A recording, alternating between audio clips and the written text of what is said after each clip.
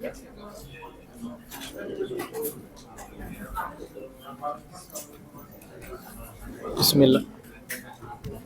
Bismillahirrahmanirrahim. Assalamualaikum warahmatullahi wabarakatuh. Innal hamdalillah nahmaduhu wa nasta'inuhu wa nastaghfiruh wa na'udzu billahi min shururi anfusina wa sayyiati a'malina. May yahdihillahu fala mudilla lahu wa may yudlil fala hadiya lahu. Asyhadu an la ilaha illallah wahdahu la syarika lahu wa asyhadu anna Muhammadan abduhu wa rasuluh sallallahu alaihi wa ala alihi wa sallama tasliman katsira, amma ba'du. Alhamdulillah, kita bersyukur kepada Allah Subhanahu wa taala, kita diberikan kesempatan kembali untuk duduk di majelis ilmu sambil kita niatkan menunggu salat fardu setelah menunaikan salat fardu. Insyaallah ini pahalanya besar di sisi Allah Subhanahu wa taala. Alhamdulillah, pertemuan sirah kita sudah masuk tahun 10 kenabian. Ya, kita sudah membahas bagaimana Nabi sallallahu alaihi wasallam dari awal beliau lahir, masa kecil beliau, masa remaja beliau, masa-masa sebelum diutus menjadi nabi, sebelum dinobatkan menjadi nabi, sampai kemudian beliau sudah dinobatkan jadi nabi, sudah sampai kita 10 tahun daripada kenabian beliau sallallahu alaihi wasallam. Pada pertemuan yang lalu kita sudah membahas bagaimana beratnya al-hisar al-iqtisadi, yaitu boikot ekonomi. Bahkan bisa kita katakan bukan hanya boikot ekonomi tapi boikot sosial, di mana para kafir Quraisy bersepakat dan mereka menulis kesepakatannya itu bahwasannya Bani Hashim ya ala alla yankihu ilaihi wala yunkihuhum, tidak boleh ada yang menikahi mereka ataupun menikahkan anak putri mereka kepada seorang pun dari Bani Hashim. Di zaman di mana pernikahan sangat mudah saat itu, dan biasa Quraisy bangsa satu dengan bangsa satu sama lain saling menikahi. Kemudian la yabi'uhum syai'an wa la yabta'u minhum, enggak boleh jual apapun pada mereka, enggak boleh beli barang dagang apapun dari mereka. Diboikot secara sosial dan juga ekonomi. Wala yada'u sababan min asbabir rizqi yasilu ilaihim, dan tidak boleh membiarkan ada sebab rizki yang datang pada mereka. Artinya bantuan-bantuan, hadiah, hibah, semuanya tidak boleh dikasih kepada Bani Hashim. Ya. Wala yujalisuhum wala yukallimuhum wala yadkhulu buyutahum, enggak boleh duduk sama mereka, ngobrol sama mereka dan masuk ke rumah mereka sama sekali. Maka diboikotlah ya sampai mereka sepakat hatta yusallimu ilaihim Rasulullah sallallahu alaihi wasallam lil qatli, sampai mereka serahkan Rasulullah untuk dibunuh oleh kafir Quraisy. Mereka sudah sepakat. Mereka tulis kesepakatannya ini digantung di dalam Ka'bah. Ya, sebuah sahifah atau sebuah lembaran, awalnya bismikallahumma, dengan namamu ya Allah. Jadi mereka juga kenal Allah, Pak. Ya. Mereka tidak kenal Ar-Rahman Ar-Rahim, tapi mereka kenal Allah, maka mereka tulis bismikallahumma, dengan namamu ya Allah. Kemudian ditulislah isi perjanjian yang zalim tersebut digantung di dalam Ka'bah. Ya tentu masyarakat Arab sangat menunaikan janji dan ucapan mereka. Udah sepakat, ya udah sepakat seperti itu. Maka selama kurang lebih 3 tahun ya, kaum muslimin dan juga yang bukan muslim. Jadi Bani Hashim ini tidak semuanya iman sama Nabi sallallahu alaihi wasallam. Sebagian itu rela diboikot hanya karena fanatisme kesukuan mereka kepada Nabi sallallahu alaihi wasallam. Ya, makanya Banu Hashim itu kita pernah jelaskan ya bagaimana Nabi itu punya kakek siapa? Muhammad bin Abdullah bin Abdul Muthalib bin Hashim bin Abdi Manaf. Abdi Manaf punya putra 4. Ya, Hashim, Muthalib, ya, Abdus Syams dan satu lagi Naufal kalau nggak salah ya. Yang dihitung sebagai ahlu bait Nabi itu Bani Hashim dan Bani Muthalib. Bani Hashim dan Bani Muthalib ini dihitung ahlul baitnya Nabi sallallahu alaihi wasallam. Nah, mereka ini secara khusus ahlul bait Nabi itu dapat bagian khusus dalam rampasan perang. Jadi kalau dulu salah satu pemasukan negara yang paling besar daripada ganimah. Ya, zamannya Sayyidina Abu Bakar, Umar, Utsman, Ali itu jihad itu senantiasa berlangsung. Sampai zaman-zaman Bani Umayyah, kerajaan Bani Umayyah, jihad senantiasa berlangsung. Ya, kalah musuh ya, semuanya diambil harta musuh itu menjadi harta rampasan perang. Dari 100% harta rampasan perang, 1/5-nya Pak, itu khusus untuk Allah, Rasulnya, karib kerabat Rasul. Ya, Allah, Rasulnya, karib kerabat Rasul, fakir miskin dan ibnu sabil, fi sabilillah. Jadi artinya ada 1/5 dari 1/5. Kalau kita hitung 20% dari 20% itu 4% khusus untuk kerabat Nabi SAW. Itulah Bani Hashim. Ya, makanya sebagai konsekuensinya Bani Hashim tidak boleh makan harta sedekah. Ya, Hasan bin Ali, cucunya Nabi SAW, masih kecil Pak, digendong sama Nabi, dia lihat ada kurma, diambil sama Hasan mau dimasukin ke mulutnya. Nabi tepok tangannya. Aksha innaha min mali sodako. Saya khawatir ini adalah harta zakat. Ya, karena dulu kan mau bayar zakat, setor ke masjid gitu kan. Ada zakat pertanian, ada zakat peternakan, ya, zakat emas perak ya. Dulu belum ada uang kertas Pak. Ya, jadi Nabi SAW tepuk tangannya Hasan. Kenapa? Hasan ini Bani Hashim, tidak boleh makan harta sedekah. Sebagai gantinya mereka dapat khusus dari ganimah. Nah, bagaimana kondisinya sekarang? Pemerintahan Islam sudah tidak ada lagi ganimah. Pemerintahan kita juga tidak ada pemasukan dari ganimah, tidak ada baitul mal dan lain sebagainya. Ya, maka sebagian ulama beristihad kalau kondisinya semacam ini, ya, dan dia betul ya keturunan Nabi gitu ya Pak ya. Nah, itu harus dinafkahkan dan boleh mengambil harta sedekah atau zakat semampunya seperti itu. Ya. Nah, kalau di Saudi itu saya baru dapat ceramah Ustadz siapa kemarin ya? Kalau nggak salah Dr. Ariful Bahri, ya. Beliau mengatakan tahun 80-an pemerintah Saudi sudah mencatat siapa ini yang betul keturunan Nabi.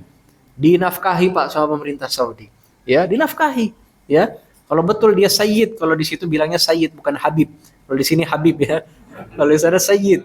Betul Sayyid keturunannya nyambung, dinafkahi oleh negara, ya. Ya, kalau di sini ya apa namanya disalahgunakan nampaknya nama-nama ini ya, tapi masih banyak Habib-Habib yang lurus masih banyak ya. Saya punya teman saya undang di masjid dekat rumah saya, Habib Taufik Al-Haddad. Mungkin kapan-kapan boleh diundang sini. Masya Allah beliau Habib cuma lurus ya, tidak membangga-banggakan sanad beliau ya, dan berusaha terus lurus bertakwa kepada Allah, ajarkan manusia yang benar, ajarkan manusia tauhid, ajarkan manusia Al-Quran dan Sunnah ya. Nah seperti itu.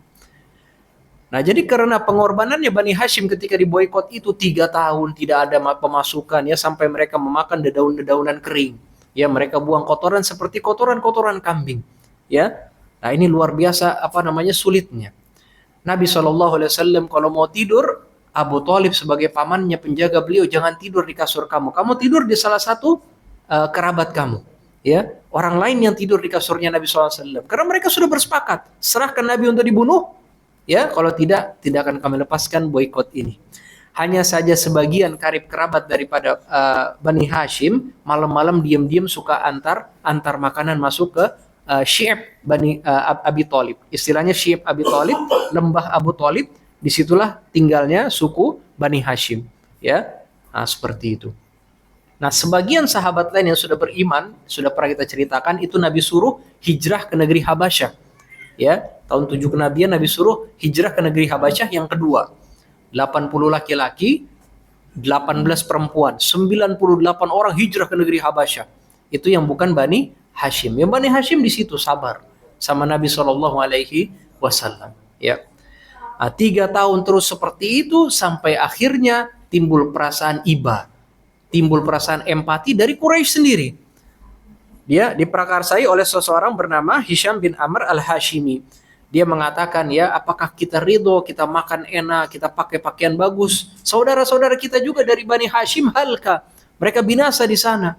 Ya, maka Hisham pun pergi kepada seseorang yang kedudukannya sama seperti Abu Jahal. Abu Jahal ini dari Bani Makhzum. Dia cari orang dari Bani Makhzum yang status sosialnya sama nih kayak Abu Jahal. Ketemulah seorang bernama siapa? Zuhair bin Abi Umayyah Al-Makhzumi. Nah, ini 2 orang Pak, Hisham bin Amr sama Zuhair bin Abi Umayyah, nantinya masuk Islam ketika penaklukan kota Mekah. Tahun 7 setelah hijrah. Kurang lebih penaklukan kota Mekah. Sekarang belum masuk Islam. Ya. Nah, mereka berbicara satu sama lain. Zuhair mengatakan, "Innama ana rajulun wahid." Saya ini cuma 1 orang. Apa daya saya? Ya. Ibghina salisan. Coba cari deh orang ketiga. Cari lagi orang ketiga, ketemu Abul Bukhturi. Cari lagi ke orang keempat, ketemu Zam'ah bin Aswad. Dan 5 orang ini, ya, Mut'im bin Adi yang kelima, bersepakat besok kita bicara depan Ka'bah untuk kita batalkan perjanjian yang zalim ini. Maka Zuhair bin Abi Umayyah yang statusnya sama kayak Abu Jahal memulai. Dia tawaf 7 putaran, ya. Kemudian dia berteriak di depan Ka'bah, ya. Apa katanya? Dia mengatakan, anakulu ta'am wa nalbasu siyab wa banu Hashim halka la yabta'una wa la yubta'a minhum wallahi la aqud hatta tushaqqu hadhihi as-sahifa al-qati'ah adh-dhalimah. Apakah kita ridho makan enak, pakai pakaian bagus, saudara kita Bani Hashim binasa, nggak ada yang bisa jual atau beli kepada mereka. Demi Allah, saya nggak mau duduk sampai itu lembaran yang zalim dirobek-robek. Abu Jahal menyauti, kadzabta, wallahi la tushaq. Kamu yang dusta, nggak boleh dirobek itu, kata Abu Jahal. Ternyata Zam'ah bin Aswad dari sudut masjid lainnya mengatakan, anta wallahi akdzab, kamu yang dusta wahai Abu Jahal. Ma radina kitabataha hina kutibat, kami nggak pernah redo itu perjanjian zalim dituliskan ketika dia dituliskan. Disahut lagi di sana oleh Mut'im bin Adi, disahut lagi oleh Zam'ah bin Aswad, disahut lagi oleh Abul Bukhturi dan Hisham bin Amr. Abu Jahal melihat itu mengatakan, innama hadhihi ya tusyuwira fihi fi ghairi hadzal makan. Ini sudah kalian musyawarahkan di selain tempat ini, ya. Innama hadzal amr qudiya bil lailin, malam-malam ini kalian rencanakan saat ini. Melihat itu semua, Abu Thalib lagi duduk di pesisir di pinggir Masjidil Haram, ya. Abu Thalib mengatakan, keponakanku sudah bilang itu perjanjian yang zalim, semuanya sudah dimakan rayap, ya. Mereka mengatakan nggak bisa seperti itu. Udah gini aja, kalau benar seperti apa yang katakan oleh keponakanku Nabi Muhammad SAW, batalkan isi perjanjian tersebut. Toh isi perjanjiannya sudah batal. Ibaratnya mereka juga nggak malu, Pak. Isinya sudah robek-robek gitu kan. Tapi kalau dia masih utuh, silakan lanjutkan apa yang kalian lakukan. Sepakat mereka dengan ucapan Abu Thalib, sepakat. Ya, dibuka Ka'bah, Pak.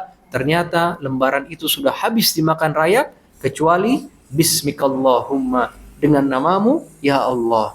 Dengan demikian batallah perjanjian zalim ini pada tahun 10 kenabian. Jadi kurang lebih 3 tahun Pak kaum muslimin menderita dengan penderitaan yang luar biasa.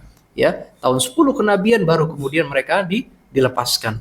Ya, inilah apa yang terjadi ketika kaum zalim itu satu sama lain bersepakat untuk menghinakan kaum muslimin, membantai kaum muslim. Ujung-ujungnya satu sama lain gontok-gontokan. Ya, kita kemarin bahas bagaimana Iran sama Amerika sama Israel, dan ujung-ujungnya mereka sendiri yang bertengkar satu sama lain. Wa kadzalika nuwalli ba'dadh dhalimina ba'dan bima kanu yaksibun. Demikianlah kami jadikan kekuasaan sebagian orang zalim di atas sebagian orang zalim lainnya. Ada orang zalim nih, kita pikir waduh dia nggak akan dikalahkan nih, luar biasa kuatnya. Ternyata ada yang lebih zalim dari dia, kalahkan dia.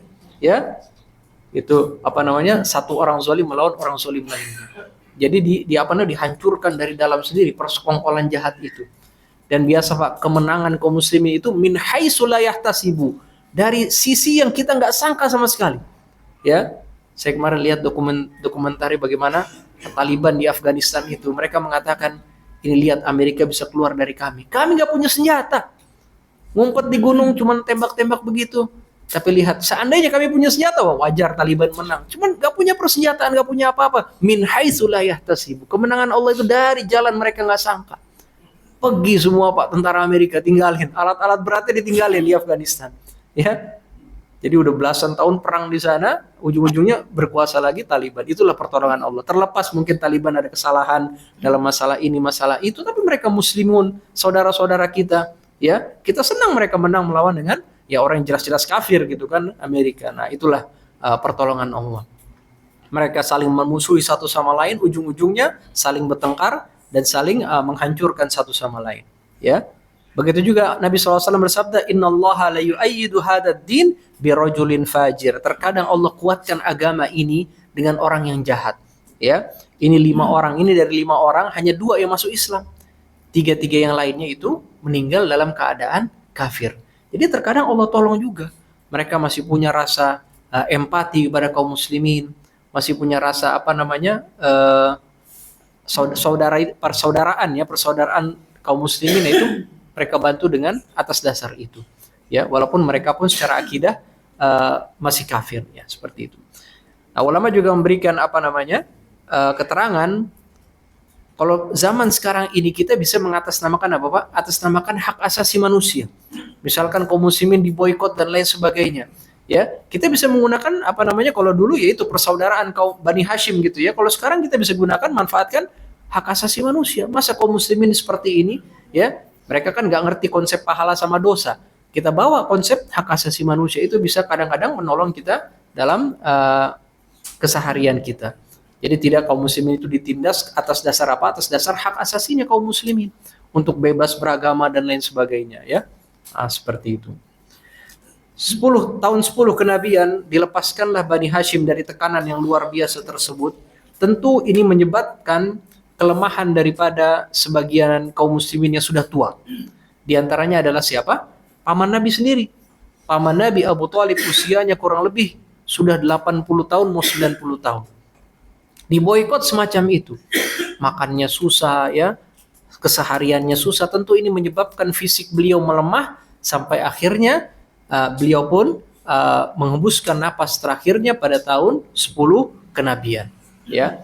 Maka pada saat itu pembesar-pembesar Quraisy mengelilingi Abu Thalib dan memujuknya agar senantiasa berpegang pada agama Abdul Muthalib. Ketika itu ada Abu Jahal dengan Abdullah bin Abi Rabi'ah. Ya, uniknya Abdullah bin Abi Rabi'ah nantinya masuk Islam. Abu Jahal tidak, ya. Tapi dua orang ini berada di kasur pembaringan terakhir Abu Thalib, senantiasa membujuk Abu Thalib untuk berada di atas agamanya Abdul Muthalib, ya. Seperti itu Nabi SAW mendatangi Abu Thalib, kemudian mendatangi beliau dari sisinya Abdullah bin Abi Umayyah, maksud saya, ya. Kalau Abdullah bin Abi Rabi'ah yang ikut Amr bin As ke negeri Habasyah, ya. Nabi berkata SAW pada Abu Thalib, "Ya am, qul la ilaha illallah." Wahai pamanku, ayo ucapkan la ilaha illallah. Kalimatan uhajju laka biha indallah. Satu kalimat saya akan bela paman nanti di hadapan Allah. Ucapin aja udah. Ya. Faqala Abu Jahlin. Abu Jahal berkata apa? Wa Abdullah bin Abi Umayyah, dua-duanya berkata, "Ya Abu Thalib, atarghabu an millati Abdul Muttalib?" Wahai Abu Thalib, apakah kamu benci sama agamanya Abdul Muttalib? Ya. Ya, maka falam yazal Rasulullah SAW ya'riduha alaihi, terus Nabi SAW tawarkan, ayo paman ucapkan la ilaha illallah, satu kalimat saya bela paman di sisi Allah, ya. Dan keduanya pun terus mengulangi, apakah kamu benci sama agamanya Abdul Muttalib, ya. Sampai akhiru syai'in kallamahum bihi ana ala millati Abdul Muttalib. Pada akhirnya dia mengucapkan, saya tetap di atas millah agamanya Abdul Muttalib. Na'udzubillah, ya. Wa aba yaqula la ilaha illallah, dia enggan untuk mengucapkan la ilaha illallah. Nabi sedih luar biasa. Pamannya pada akhir hayatnya, ya, sepanjang hidup beliau yang belain paman beliau, ya, sampai akhirnya tidak bisa juga masuk Islam, ya. Faqala Rasulullah sallallahu alaihi wasallam, "Ama wallahi la astaghfiranna laka ma lam unha anka." Demi Allah, saya akan terus istighfar minta ampun buat paman selama saya belum dilarang sama Allah Subhanahu wa taala. Ternyata Allah turunkan firman-Nya dalam surat At-Taubah, "Maka lin nabiyyi wal ladzina amanu ay yastaghfiru lil musyrikin walau kanu uli qurba." Tidak pantas bagi seorang nabi dan orang beriman untuk istighfar kepada orang musyrik walau kanu uli qurba, walaupun mereka kerabat dekat, ya. Mim ba'di ma tabayyana lahum annahum ashabul jahim, sampai sudah jelas pada mereka, karena sudah jelas pada mereka adalah penghuni neraka jahim. Kemudian Allah klarifikasi, wa makana istighfaru Ibrahim li abihi, dan bukanlah istighfar Ibrahim untuk bapaknya illa an mau'idatin wa'adaha iyyahu, kecuali karena janji saja. Ibrahim pernah janji sama bapaknya, saya akan istighfar buat bapak, ya. Falamma tabayyana lahu annahu aduwwun lillahi tabarra'a min. Ketika sudah jelas sama Ibrahim bapaknya adalah musuh Allah, Ibrahim pun berlepas diri daripada bapaknya. Inna Ibrahim la'awwahun halim. Ibrahim adalah orang yang khusyuk dan sangat lemah lembut, ya. Jadi Ibrahim ini, Pak, sosok nabi yang sangat lemah lembut, ya. Nabi itu, Pak, ada kepribadiannya masing-masing. Nabi Isa alaihissalam, Nabi Ibrahim itu nabi-nabi yang lembut kepribadiannya. Nabi Nuh alaihissalam, Nabi Musa alaihissalam, orang-orang yang kepribadiannya tegas, ya. Ya, ada satu kisah unik, ini sedikit kita keluar. Abu Bakar As-Siddiq dan Umar tuh kepribadiannya seperti itu. Abu Bakar adalah orang yang lemah lembut, ya, halim. Umar bin Khattab orang yang tegas, ya, bukan keras, ya, bukan kasar, tegas. Ketika ada tawanan-tawanan dalam salah satu peperangan Nabi SAW, Nabi minta musyawarah kepada Abu Bakar dan Umar. Maka Umar mengatakan, aku mengira wahai Rasulullah, serahkan ini tawanan kepada kami, biar kami bunuh ini semua tawanan. Abu Bakar mengatakan, wahai Rasulullah, aku beranggap kita ambil tebusan untuk para tawanan perang ini. Ya, maka kata Nabi SAW, wahai Umar, kamu itu seperti Nabi Nuh ketika dia mengatakan, Rabbilah tadhar alal ardi minal kafirina dayyara. Ya Allah, jangan tinggalkan satu rumah pun daripada rumah orang kafir. Ini doanya Nuh, Pak. Dia minta kehancuran semua kaumnya. Innaka intadharhum lam yalidu illa fajiran kafar. Kalau kamu tinggalkan ya Allah, nanti anak-anaknya jadi fajir, jadi kafir juga. Ya. Dan juga kamu seperti Musa alaihissalam ketika dia mendoakan Fir'aun, Allahumma tmis ala qulubihim. Ya Allah, kuncilah hati mereka sampai mereka merasakan azab yang pedih. Ini doanya Nuh kepada Fir'aun dan bala tentaranya. Doanya Musa. Ya. Sedangkan engkau wahai Abu Bakar, kata Nabi SAW, seperti Ibrahim ketika dia mengatakan apa? Ketika dia Ibrahim alaihissalam senantiasa ingin minta istighfar buat bapaknya, tidak didoakan kehancuran dan lain sebagainya. Senantiasa minta istighfar buat bapaknya. Dan kamu juga seperti Isa ketika dia ditanya sama Allah, apakah kamu menyuruh manusia sembah kamu? Ya, maka dia mengatakan, in tu'adzibhum fa innahum ibaduk. Ya Allah, kalau kamu siksa mereka yang menjadikan saya Tuhan, innahum ibaduk, mereka hambamu juga. Wa in taghfir lahum, tapi kalau engkau ampuni mereka ya Allah, fa innaka antal azizul hakim, engkau maha perkasa lagi maha bijaksana.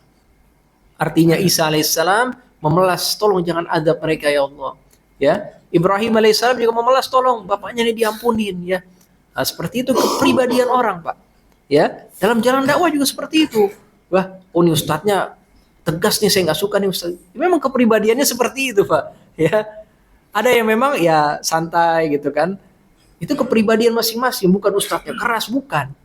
Nah, ya. Dalam dakwah memang ada seperti itu. Ada yang memang, dan harus ada yang tegas. Ya, ada kayak masjid juga gitu, Pak. Ya, ada yang tegas, memang harus ada diimbangi sama yang lebih apa namanya, lembut seperti itu.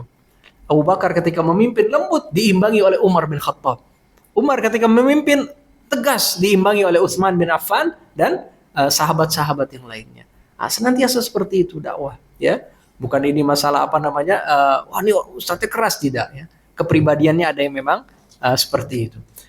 Ibrahim, inna Ibrahim la awwahun halim, ya. Ibrahim adalah orang yang khusyuk dan sangat halim. Halim ini lembah lembut. Nah, tampaknya begitu juga Nabi kita Muhammad SAW. Ya, keluar dari rumah Abu Thalib sedih, dia bilang saya istighfar terus buat paman selama nggak dilarang. Turun ayat ini, nggak boleh lagi istighfar untuk Ibrahim, untuk pamannya sendiri. Juga Allah turunkan firman-Nya mengenai Abu Thalib, innaka la tahdi man ahbabta. Engkau tidak bisa kasih hidayah orang yang kamu sukai. Walakin Allah yahdi man yasha. Allah yang kasih hidayah siapa yang Dia kehendaki. Ya. Jadi Nabi SAW cinta sama Abu Thalib, teman hidayah milik Allah. Nabi hanya bisa menyampaikan, menawarkan kalimat tauhid. Ya. Dan orang kalau sudah ucapkan kalimat tauhid, apalagi dari non-muslim masuk Islam, insya Allah selamat di akhirat. Insya Allah selamat di akhirat. Innaka la tahdi man ahbabta walakin Allah yahdi man yasha. Engkau tidak memberi hidayah kepada siapa yang kau cintai, Allah yang memberi hidayah kepada siapa yang Dia kehendaki. Ya. Setelah itu, paman Nabi yang lain Abbas bin Abdul Muttalib tanya sama Nabi, ini kan Abu Thalib seumur hidupnya bela engkau wahai Rasulullah. Hal yanfa'u dzalika min syai'in? Apakah itu bermanfaat walaupun sedikit wahai Rasulullah? Karena biar bagaimana Abbas kan saudara, biar beda ibu saudara sama Abu Thalib, ya. Paman Nabi kan yang hidup ada yang kafir ada yang beriman, dua kafir dua beriman. Yang dua kafir siapa saja, Pak? Sambil saya seruput dulu. Abu Thalib dan Abu Lahab. Ya, paman Nabi ini dua-duanya. Dua-duanya juga senior, ya. Yang beriman siapa saja? Hamzah dan Abbas, ya. Hamzah dan Abbas. Nah, Abbas bertanya pada Nabi, apakah itu bermanfaat bagi Abu Thalib? Walaupun sedikit. Kata Nabi SAW, na'am. Ya, innahu fi dahdah minan nar. Dia adanya di permukaan api neraka. Yalbis na'laini minan nar. Dia pakai dua sandal dari neraka. Yaghli biha dimaguhu. Yang karenanya otaknya itu mendidih, na'udzubillah. mendidih mati, diulang lagi begitu, diulang lagi begitu. Laula ana, kata Nabi, kalau bukan karena syafaatku, lakana fid darkil asfali minan nar. Dia ada di kerak, di paling bawahnya api neraka. Itu syafaat Nabi yang bisa meringankan sedikit daripada azab neraka. Tapi biar bagaimana terus menerus begitu kan, ya apa ya, keringanan, cuman bukan keringanan juga seperti itu. Tapi kata Nabi, kalau bukan karena saya syafaatku, dia dikerak paling dalam api neraka. Nauzubillah. Ya bagaimana lagi, hidup sama Nabi, lihat Nabi langsung, nggak beriman sama Nabi, mukjizat semua dia saksikan kan gitu kan. Tapi terus tidak beriman sama Nabi SAW sampai akhir hayatnya. Ya, syafaat Nabi hanya bisa meringankan, tidak mengeluarkan orang-orang kafir seperti itu. Ya. Nah ini juga apa namanya faedah. Ibnu Katsir menyebutkan sebuah faedah. Kenapa Abu Thalib sampai akhir hayat tidak beriman? Ya, ini menjadi penghalang orang-orang kafir Quraisy menyakiti Nabi SAW. Karena dia tetap dihormati. Oh, dia pegang agama Abdul Muthalib, tetap dihormati terus, Pak. Selama dia hidup, tidak ada kemudian yang berani menyentuh fisik Nabi SAW. Itu salah satu hikmahnya itu, kata Ibnu Katsir. Ya, makanya sampai akhir hayat pegang teguh agama Abdul Muthalib, terus dihormatin sama kafir Quraisy. Barangkali kalau dia masuk Islam tidak dihormati sebagaimana penghormatan tersebut, ya. Tentu ini apa namanya ibroh dan hikmah saja yang kita ambil gitu ya. Tentu sangat celaka dia tidak beriman pada Nabi. Dia senantiasa sama Nabi, lihat mukjizat ya, terbelahnya bulan dan lain sebagainya. Tapi tidak beriman pada Nabi, rugi yang besar sekali, ya. Dan ini juga faedah buat kita ya, jangan ngayal jadi sahabat Nabi. Kita nggak tahu, barangkali kita ini jadi Abu Thalib gitu ya. Satu kota semuanya musuhin, aduh lapar nih, 3 tahun di boikot udahlah. Nah bisa-bisa kita apa namanya nggak sabar kan gitu kan. Luar biasa nih kekuatannya para sahabat itu. Saya nggak ngebayangin Pak, di padang pasir ada orang ngaku Nabi gitu kan, nggak ada internet, nggak ada apa. Oh saya terbang Masjidil Aqsa begini ya. Barangkali kalau kita hidup di zaman itu, kita sama mayoritas masyarakat mendustakan barangkali gitu Pak ya. Kok bisa ya Abu Bakar dengar begitu langsung iman sama Nabi, ya? Dan yang iman bukan duitnya bertambah banyak, ya, temannya bertambah banyak, enggak. Ya, duitnya kemudian semakin sulit gitu kan, kaumnya semakin mengucilkan, luar biasa. Tapi kok iman terus ya? Ya itulah salah satu apa namanya hikmahnya, mereka adalah menjadi generasi terbaik umat ini. Khairun nas qarni, manusia terbaik itu generasi saya. Para sahabat radhiyallahu taala anhum, ya. Jadi kita jangan mau Pak di apa namanya kalau saya tanya sama bapak-bapak, masa emas Islam itu kapan sih? Masa keemasan Islam itu kapan? Hah? Zaman Nabi dan para sahabat. Bukan golden age itu ketika penemuan apa namanya ilmuwan-ilmuwan Al-Farabi, apa namanya Al-Khawarizmi, ya Ibnu Sina, kedokteran dan lain sebagainya. Itu Barat maunya kita pikir begitu. Golden age of Islam itu Ibnu Sina. Golden age of Islam itu Al-Farabi, Khawarizmi dan lain sebagainya. Mereka penemu, orang-orang Persia, sebagian akidahnya bermasalah. Ibnu Sina itu filsafat dia akidahnya bermasalah, ya. Jadi kalau ditanya generasi Islam yang paling baik itu siapa? Nabi dan para sahabat. Udah khairun nas qarni kata Nabi, itu dalil kan. Sebaik-baik manusia generasi saya, ya. Ya. Nah, itulah gitu. Kadang-kadang kita ini apa namanya? Saya berapa kali ngajar di sekolah-sekolah itu, kita kembalikan Islam kepada golden age. Golden age yang dimaksud apa? Yaitu golden aja kan, gold itu apa Pak? Emas kan? Itu kan konsep mereka. Kalau dalam Islam bukan yang paling besar emas kan gitu kan? Bukan yang kita cari itu emas ya. Nah, tapi kan kalau mereka kan memang gold gitu kan, makanya golden age gitu. Perunggu, perak, emas. Nah, itu kan konsep-konsep mereka. Ya, terbaik itu ya generasi Nabi dan para sahabat ya. Kalau penemu-penemu itu ya sudah, mungkin mereka juga awalnya menemukan, kita hargai penemuan mereka dan lain sebagainya. Tapi ya itu bukanlah generasi terbaik kemudian golden age-nya itu ya, zamannya Bani Abbasiyah itu Pak. Ya ibu kotanya tuh udah pindah ke Baghdad. Ya, zamannya Bani Umayyah di Damaskus Suriah. Zamannya Bani Abbasiyah udah pindah ke Baghdad, Irak. Nah, disitulah kemudian ya itulah ilmu pengetahuan diterjemahkan ke dalam bahasa Arab. Di antaranya filsafat Yunani juga masuk, ya. Jadi memang banyak apa namanya penemuan-penemuan, tapi banyak juga filsafat masuk ke tubuh kaum muslimin, ya. Jadi itu bagaimana Abu Thalib ya sangat rugi sekali ya saksikan Nabi ya, tapi tidak kemudian akhir hayatnya dia beriman kepada Nabi Shallallahu Alaihi Wasallam ya. Kemudian ternyata berselang beberapa saat setelah kematian Abu Thalib, ya, istri beliau yang merupakan sanad penopang dakwah beliau selama ini meninggal dunia. Ya, Tufiat Khadijah qabla makhraj Nabi sallallahu alaihi wasallam ila al-Madinah bi 3 sinin. Khadijah meninggal sebelum Nabi hijrah ke Madinah kurang lebih 3 tahun. Ya, kalau kita hitung Nabi dinobatkan jadi nabi usia 40. Ya, menikah dengan Khadijah usia berapa, Pak? 25. Khadijah aja berapa? 40. Sekarang Nabi sudah 40 tahun jadi nabi. Khadijahnya berapa? 55. Sekarang sudah 10 tahun dari kenabian. Nabi usia 50. Khadijah usia berapa?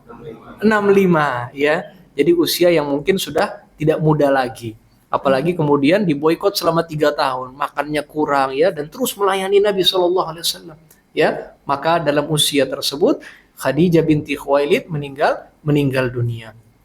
Maka tahun tersebut sebagian ulama berijtihad menamakannya dengan Amul Huzni, tahun kesedihan. Ya, sebagian ulama mengatakan kenapa dibilang kesedihan? Ya kan? Padahal kan itu apa namanya? Yaitu ijtihad ulama saja, Pak. Jadi kalau dilihat dalilnya tidak ada tahun kesedihan gitu, nggak ada. Cuman ulama-ulama sirah apa namanya melabelkan itu tahun kesedihan karena memang Nabi SAW ditimpa musibah, kemudian musibah lagi. Baru diboikot secara ekonomi sosial, keluar pamannya yang merupakan sanad penopang beliau meninggal dunia. Gak lama berselang Khadijah meninggal dunia radhiyallahu taala anha. Ya, kita tahu Khadijah ini dari awal Nabi berdakwah yang topang Nabi secara finansial Khadijah. Ya, pernah kita bahasakan dakwah ini, Pak. Nggak boleh juga kita naif, ya. Tetap dakwah perlu biaya, ya. Dakwah perlu biaya. Ini kan ada biayanya, Pak, ya. Meja masjid, masya Allah, ada muhsinin yang semoga Allah terima kebaikan mereka, ya. Tapi memang Allah ingin ajarkan kepada umat tidak boleh dakwah itu bergantung sama satu orang, satu sosok, ya. Nabi kan begitu, dari Abdul Muthalib meninggal diasuh Abu Thalib. Abu Thalib kemudian Khadijah. Ternyata Khadijah juga Nabi Allah Subhanahu wa taala wafatkan agar dakwah tidak terlalu bergantung pada satu orang. Tapi memang di awal-awal dakwah Khadijah yang kemudian apa namanya menopang dakwah Nabi sallallahu alaihi wasallam. Nabi amat sering itu ingat-ingat Khadijah. Kalau adik atau kakak perempuannya Khadijah mau masuk ke rumah Nabi, Nabi ingat istizan Khadijah. Oh, ini kayak Khadijah minta izin. Sampai istri beliau Aisyah mengatakan, Khadijah, ka'annahu la nisa fil alam illa Khadijah. Kamu Khadijah mulu, kayak nggak ada perempuan di dunia selain Khadijah. Waqad abdalakallahu man huwa khairum minha. Dan Allah sudah gantikan kan yang lebih baik dari Khadijah. Kata Aisyah gitu, Pak. Nabi SAW marah. Ma abdalani Allahu khairan minha. Enggak kok, Allah gak gantikan yang lebih baik. Ya. Amanat bihina kadzabadiyan nas. Dia yang iman ketika semua orang dustakan saya. Ya. Kita pernah katakan, beliau dapat wahyu, pulang ke rumah ketakutan, siapa yang nenangin, Pak? Khadijah. Jangan gitu. Kamu kan sambung silaturahim, muliakan tamu. Allah nggak akan hinakan orang seperti engkau. Suaminya disebut-sebut kebaikannya. Ya. Nah, itulah Khadijah. Pertama beriman Khadijah dari perempuan. Baru kemudian Abu Bakar Siddiq dari laki-laki dewasa yang merdeka. Ya. Wasatni bimaliha, dan dia senantiasa tolong saya dengan hartanya. Waruziqtu auladaha hina haramani auladan nisa, dan saya dapat anak daripada rahim Khadijah ketika Allah haramkan daripada perempuan-perempuan lainnya. Anak Nabi semuanya dari Khadijah, ya, yang istri gitu ya. Abdullah, Al-Qasim, Zainab, Ruqayyah, Ummu Kulsum, kemudian Fatimah, dan terakhir Abdullah.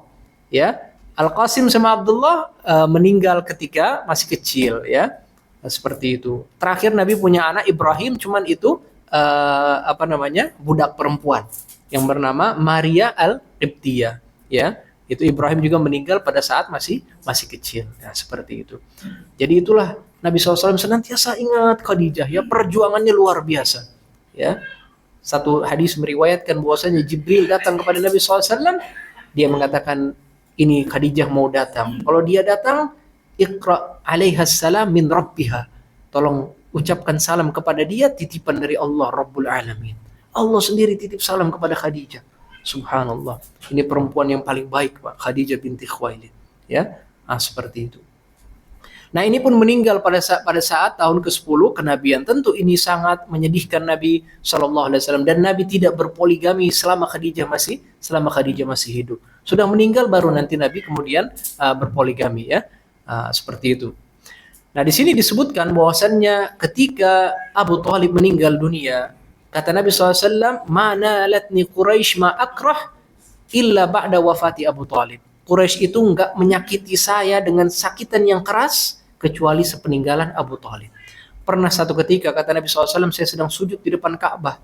Kemudian ada onta Bani Fulan yang baru disembelih.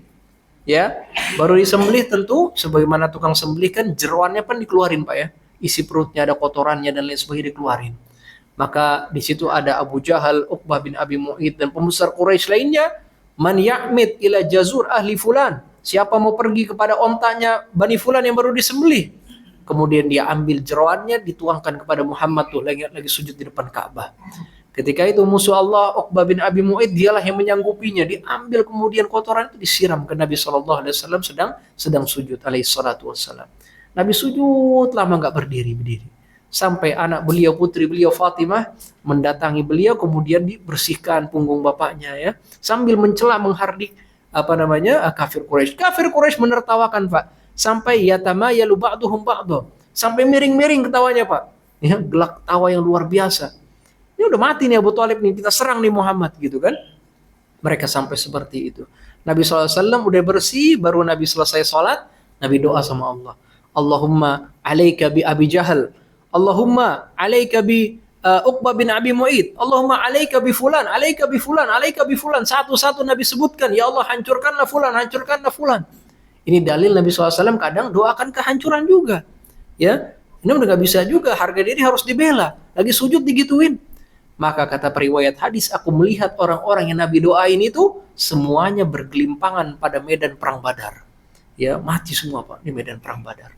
Ya, ini orang-orang yang musuhi Nabi dan menyakiti Nabi secara fisik. Ya, dalam kisah lainnya Nabi SAW sedang sholat di depan Ka'bah. Ini sepeninggalan Abu Thalib juga. Datang musuh Allah Abu Jahal Amr bin Hisham.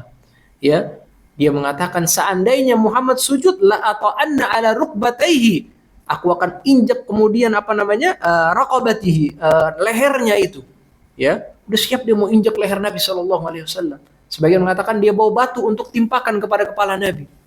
Tiba-tiba baru dekat kepada Nabi SAW, innahu yattaqi biyadayhi, kayak dia menahan sesuatu dengan tangannya. Ya, mabika, teman-temannya, kena ada apa wahai Abu Jahal, wahai Amr bin Hisham? Demi Allah, saya melihat ada parit besar antara saya dan Muhammad. Keluar dari parit itu onta besar yang siap makan saya. Ya, kata Nabi SAW, wallahi laudana minni, seandainya dia berani deketin saya, ya, la akhadathul malaikata udwan, akan diambil oleh malaikat itu satu bagian tubuhnya, satu bagian itu dicabik-cabik sama malaikat.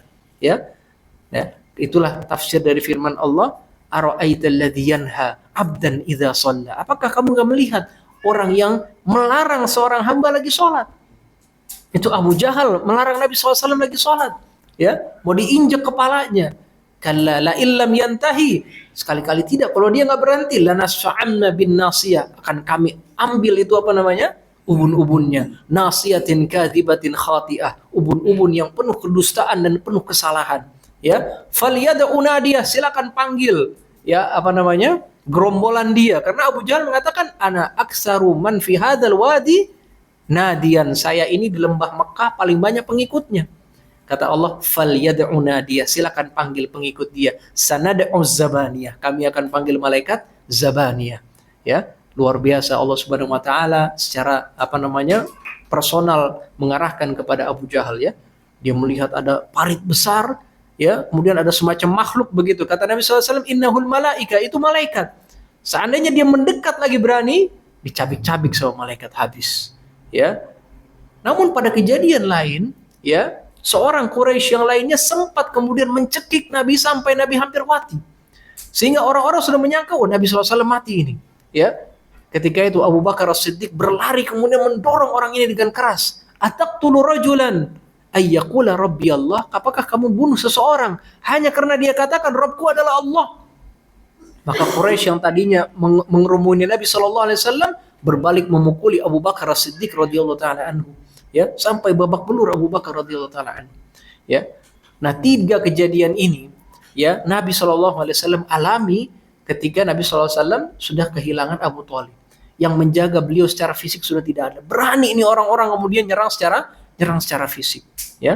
Nah, ini tentu adalah isyarat dari Allah Subhanahu wa taala. Ya, barangkali dakwah kalau nggak diterima di sini, barangkali udah saatnya untuk kita move on, ya, mencari kemudian medan dakwah lainnya. Maka Nabi SAW berpikir, di mana kira-kira medan dakwah? Di mana Pak kira-kira? Hah? Belum ke Madinah. Sebelum Madinah, Taif. Ya. Taif itu berjarak kurang lebih 100 km dari kota Mekah. Ya, jadi seperti itu tabiat dakwah Pak. Tidak diterima di sini, udah nggak usah ngotot.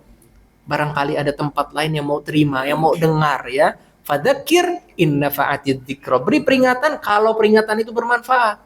Ya, sekali, 2 kali, 3 kali diejek, dicaci maki, dilemparin kita, udah barangkali dia nggak mau dengar. Ya, coba ya.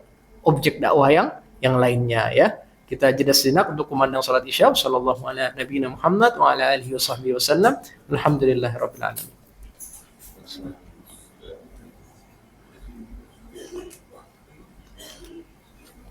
Bismillah, alhamdulillah, wassalatu wassalamu ala rasulillah wa ala alihi wa sahbihi wa man wala, amma ba'du. Sedikit kita lanjutkan dari kisah Nabi SAW sepeninggalan Abu Thalib dengan istri beliau Khadijah binti Khuwailid. Beliau pergi ke kota Taif pada tahun 10 kenabian yang kurang lebih jaraknya 100 km. Ya. Dan beliau menempuh perjalanan ke kota Taif berjalan kaki. Nampaknya beliau tidak ingin menunjukkan kepada Quraisy beliau hendak bersafar dengan perjalanan yang jauh, naik onta dengan perbekalan itu tidak. Tapi tetap beliau memilih teman beliau Zaid bin Harithah. Ya, ini adalah mantan budaknya Nabi SAW. Yang dahulu Zaid dikenal dengan Zaid bin Muhammad. Ini adalah anak angkatnya Nabi SAW. Sehingga tidak menaruh kecurigaan kafir Quraisy. Ya, oh dia keluar sama mantan budaknya, mungkin ada hajat dan lain sebagainya. Ya, akan tetapi 100 km itu ditempuh menuju negeri Taif. Ya, bapak-bapak yang pernah umroh gitu, biasanya umroh plus Taif. Taif itu tempatnya semacam kalau kita puncak gitu Pak ya, naik ke atas. Tempatnya lebih dingin, di situ ada produksi mawar dan lain sebagainya. Nah, disitulah Nabi SAW mencoba dakwah beliau. Kenapa Taif?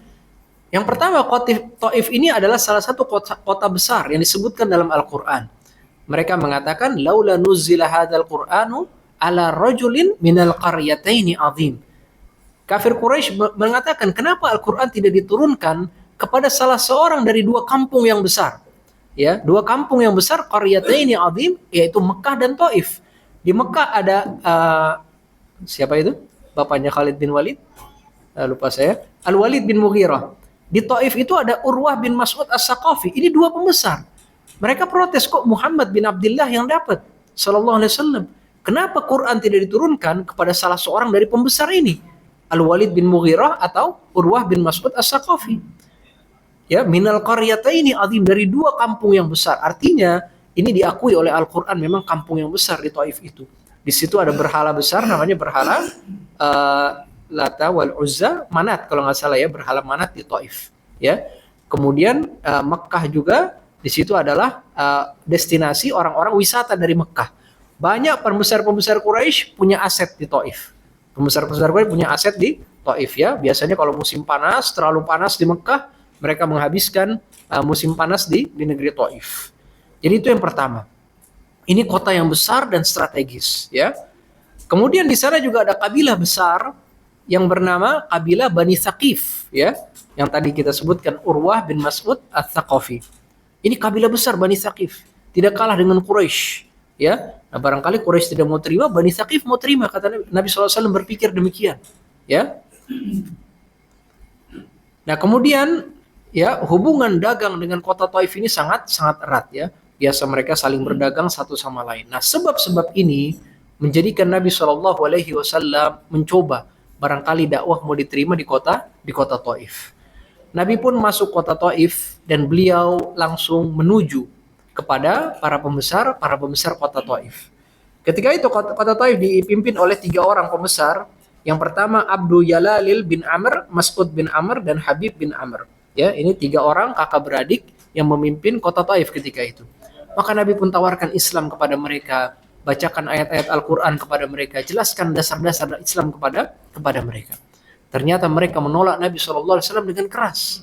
Satu mengatakan, semoga Allah merobek tirai Ka'bah seandainya dia mengutus orang seperti kamu jadi Rasul. Yang satu mengatakan, apa Allah tidak punya orang lain sehingga kamu yang dipilih jadi Rasul? Yang satu lagi mengatakan, saya tidak mau berbicara sama kamu. Kalau kamu benar Rasul, maka kamu mengancam kedudukan saya.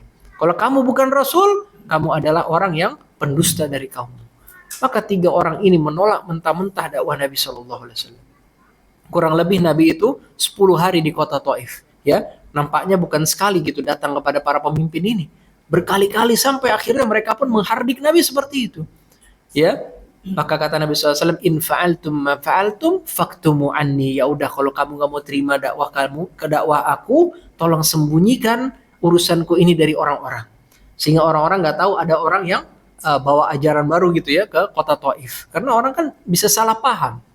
Ternyata 3 pemimpin ini sudah berniat buruk sama Nabi. Ya, orang-orang rendahan, para budak dan lain sebagainya dihasut sama para pemimpin ini untuk kemudian mengusir Nabi SAW dengan Zaid bin Harithah dengan cara-cara yang kekerasan dari kota Taif. Ya, orang-orang ini nggak paham Pak dakwah Islam, dakwah yang benar gitu kan. Mungkin dihasut nih ajaran sesat, ajaran baru dan lain sebagainya. Maka sepanjang kota Taif mereka pun berbaris Pak. Berbaris Nabi dan Zaid bin Harithah berjalan di kota-kota Taif itu dilempari kemudian dengan batu, dengan ranting-ranting, diusir keluar dari kota Taif, ya. Dan itu saya pernah ke kota Taif gitu, ditunjukin sama mutawifnya tuh, jalan itu yang katanya Nabi itu diusir menuju keluar kota Taif itu dari jalan itu. Saya nggak ngebayangin Pak, bagaimana Nabi SAW ya berlari-lari untuk meloloskan diri dari kejaran para budak-budak di kota Taif ini. Badan beliau dilindungi sama Zaid bin Harithah. Ranting, batu, semua kena Zaid bin Harithah. Kaki-kaki beliau itu sampai berdarah-darah Pak. Karena kakinya nggak terlindungi. Ya, kaki beliau berdarah sampai beliau dan Zaid bin Harithah memutuskan untuk masuk ke sebuah kebun anggur. Ya, kebun anggur ini ternyata punya pembesar Quraisy, Utbah bin Rabi'ah. Mereka pun melarikan diri masuk ke kebun anggur. Benar, para budak-budak dan anak-anak kecil ini nggak lagi mengejar mereka. Ya, Nabi SAW berdarah, ya Zaid juga mungkin sudah babak belur ya. Ya kemudian dia di situ Nabi SAW bersandar di salah satu pohon di sana. Nabi SAW berdoa dengan doa yang sangat mengharukan. Apa kata beliau? Allahumma ilaika ashku dha'fa quwwati. Ya Allah, kepada Engkau aku adukan kelemahan kekuatanku. Wa qillata hilati, dan sedikitnya kemampuanku. Wa hawani 'alan nas, dan remehnya saya di mata manusia. Ya arhamar rahimin, wahai yang paling penyayang, anta rabbul mustad'afina wa anta rabbi. Engkaulah yang mengatur orang-orang yang lemah, dan engkaulah Rabb aku yang mengatur aku. Ila man takiluni, kepada siapa engkau biarkan saya ya Allah? Ila ba'idin yatahajjamuni, kepada orang yang jauh yang mau serang saya. Am ila aduwin malaktahu amri, atau kepada musuh yang akan kuasai saya. In lam yakun bika alayya ghadabun fala ubali. Tapi kalau engkau enggak marah sama saya enggak peduli ya Allah. Ya, doanya ini mengharukan Pak. Walakin afiyatuka awsa'ali, akan tapi keselamatan dari engkau lebih luas untuk aku ya. A'udzu binuri wajhika alladzi asyraqat lahu zulumat, aku berlindung dengan cahaya wajahmu yang dengan cahaya tersebut kegelapan dapat diterangi. Wassaluha 'alaiha amrud dunya wal akhirah, dengan cahaya tersebut baiklah urusan dunia dan akhiratku. Min antunazzila bi ghadabuka, jangan sampai murkamu turun kepadaku. Jadi walaupun saya ini remeh di mata manusia, jangan sampai engkau murka ya Allah. Yang Nabi pedulikan apa? Ridhonya Allah dan murkanya Allah kepada beliau alaihissalatu wassalam. Orang-orang bagaimanapun saya diremehkan manusia, yang penting engkau nggak murka, gak masalah buat saya. Kata Nabi Shallallahu Alaihi Wasallam ya. Nah itulah ya. Walaupun doa ini sebagian ulama kemudian mendhaifkan, tapi redaksinya bagus sekali. Jadi kadang-kadang Pak kalau ada doa, tapi walaupun sanadnya itu dhaif, boleh kita ucapkan. Karena doa itu tidak mengandung syariat, tidak mengandung halal dan haram. Ini sesuatu yang kita baca untuk berdoa kepada Allah Subhanahu wa taala. Ya. Dan ini salah satu tawassul. Kita tawassul dengan kondisi kita. Ya Allah, saya ini lemah, ya Allah saya ini diremehkan oleh orang-orang. tolong saya. Nah, seperti itu. Jadi tawasul selain dengan Asmaul Husna, tawasul juga dengan kondisi kita. Ya, ya Allah saya nggak punya duit, ya Allah tolong saya ya Allah. Seperti itu. Ya, tawasul dengan kondisi kita ini bagaimana, kemudian dengan Asmaul Husna, insya Allah lebih cepat diijabah oleh Allah Subhanahu Wa Taala. Ya mungkin sampai sini dulu yang bisa kita sampaikan dari dakwahnya Nabi Shallallahu Alaihi Wasallam di kota Taif, ya, mendapat penolakan yang mentah-mentah dari pembesar kota Taif, akan tetapi Nabi tidak diam, ya, terus Nabi Shallallahu Alaihi Wasallam melanjutkan nanti upaya dakwah beliau. Ya, silakan kalau ada yang ingin ditanyakan atau ditambahkan terkait tahun kesedihan dan juga dakwah ke kota Taif. Silakan Pak. Dakwah Nabi itu untuk memberikan hidayah kepada seorang itu prioritas pertama. Betul. Kalau beliau nggak sanggup memberikan hidayah. Betul. Nah. Namun kalau kita perkembangan sekarang, ulama-ulama yang mampu memberikan hidayah kepada memasukkan Islam, ya, daripada orang-orang yang memberikan hidayah masuk Islam, dan banyak. Masya Allah. 100.000 semacam. Iya, Masya Allah. Iya. Masya Allah, ya. Kenapa Nabi Shallallahu Alaihi Wasallam kita lihat paman beliau sendiri tidak bisa masuk Islam, ya. Sedangkan sekarang banyak dai-dai, ya, ibaratnya mungkin kita lihat mudah gitu, ya. 100 orang masuk Islam, 1000 orang masuk Islam, ya. Sekali lagi kita katakan ini hidayah milik Allah Subhanahu Wa Taala. Barangkali Pak, Allah ingin kasih pelajaran bagi kita, ya. Keluarga dekat saja terkadang mereka tidak bisa mendapatkan hidayah. Orang yang jauh kemudian bisa menjadi hidayah, mendapatkan hidayah dari dakwah kita. Nuh alaihissalam, anaknya sendiri nggak mau beriman, istrinya sendiri tidak mau beriman. Ibrahim alaihissalam, bapaknya sendiri tidak mau beriman. Ya, Nabi juga begitu, pamannya sendiri terus bela Nabi Shallallahu Alaihi Wasallam, tapi tidak mau beriman. Ya, barangkali pelajaran yang mau kita diambil itu, kadang-kadang keluarga dekat, ya, tetap kita wajib dakwah gitu, ya, tetap kita wajib mengingatkan, tapi jangan terlalu bersedih kalau seandainya hidayah tidak sampai pada mereka. Ya, itu semua hak prerogatif Allah Subhanahu Wa Taala. Sebaliknya dai-dai tersebut, ya, luar biasa, orang bisa 1000 orang dapat hidayah di antara mereka. Cuman ada satu poin penting. Kata mereka itu bukan hanya masuk Islamnya saja, tapi apa setelah masuk Islam? Ya kan? Kadang-kadang banyak mereka itu tidak ada mutabaah, tidak ada follow up gitu. Sudah masuk Islam tapi nggak diajarin sholat misalkan gitu kan. Nah, itu yang lebih penting adalah bagaimana menempuh sebab-sebab istiqomah mereka itu, ya. Sudah masuk Islam harus datang ke yayasan atau Islamic Center yang ada di sana kan, kemudian belajar Islam, ya. Nanti kembali lagi hidayah milik Allah. Kadang-kadang orang yang jauh malah dia dapat hidayah, orang yang sangat kita harapkan dapat hidayah malah tidak mau dapat hidayah. Jadi misteri dari Allah Subhanahu Wa Taala. Ya, seperti itu, ya. Demikian, ada lagi? Silakan. Kalau tidak kita cukupkan, semoga menjadi ilmu yang bermanfaat, dapat kita pahami, dapat kita amalkan, dan dapat kita sampaikan yang benar dari Allah Subhanahu Wa Taala. Kita kesalahan dari diri kita sendiri, kita istighfar dengan kafaratul majlis. Subhanakallahumma bihamdika asyhadu an la ilaha illa anta astaghfiruka wa atubu ilaik. Walhamdulillahirabbil alamin. Wassalamualaikum warahmatullahi wabarakatuh.